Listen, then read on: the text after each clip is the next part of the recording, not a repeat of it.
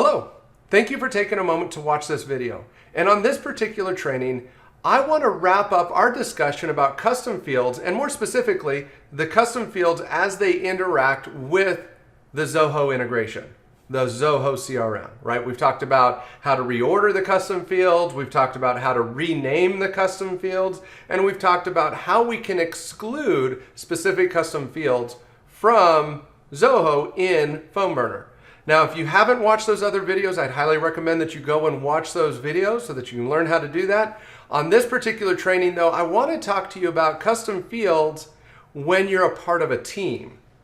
So if you have PhoneBurner and you're part of an organization, maybe you're an admin managing multiple PhoneBurner accounts for your organization that's working and dialing from Zoho, or maybe you're an individual user within a team that's using PhoneBurner, there are things that you need to understand regarding reordering custom fields, renaming custom fields, or excluding custom fields.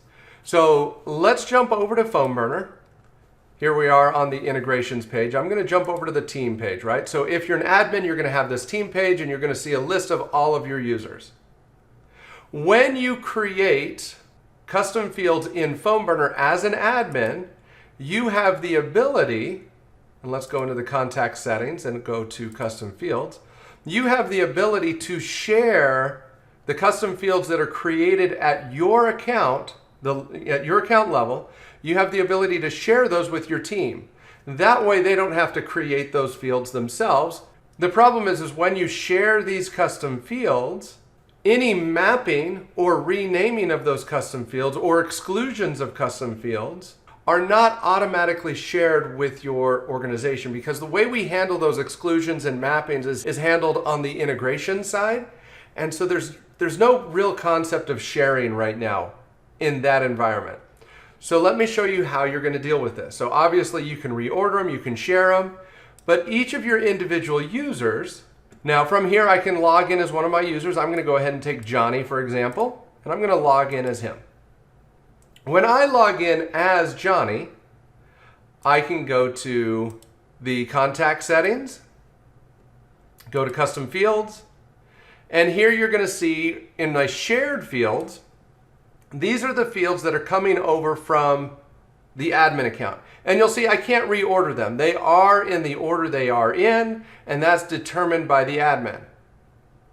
But you'll also see that there's some custom fields that are unique to this specific account, because each individual PhoneBurner account can have their own custom fields. So anyway, you can see I've got this custom field, custom check contact. If I go to the integration settings and I go to the Zoho CRM details, you'll see that I've got this custom field here called custom check contact,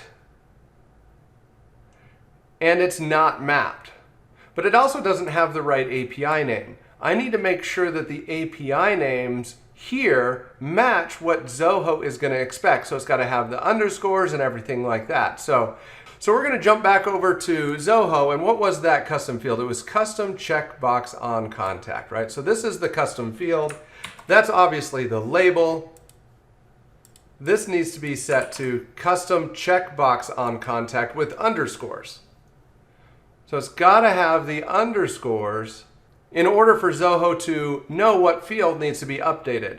But as long as I've got the API name set correctly here, I can map it to any field in PhoneBurner. So I'm going to go ahead and create that mapping. That's going to lock it in.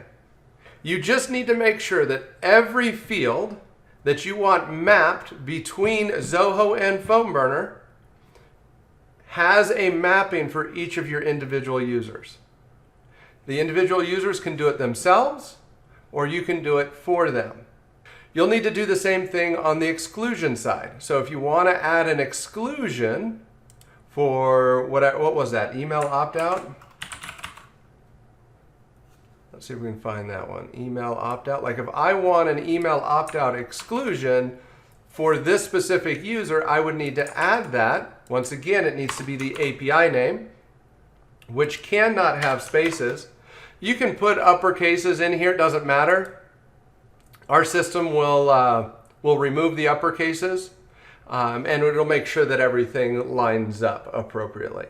If you're using PhoneBurner as a team, you're going to need to make sure that you add exclusions and add field mappings for each individual user so that you don't end up with a bunch of extra or duplicated fields within your team members' accounts.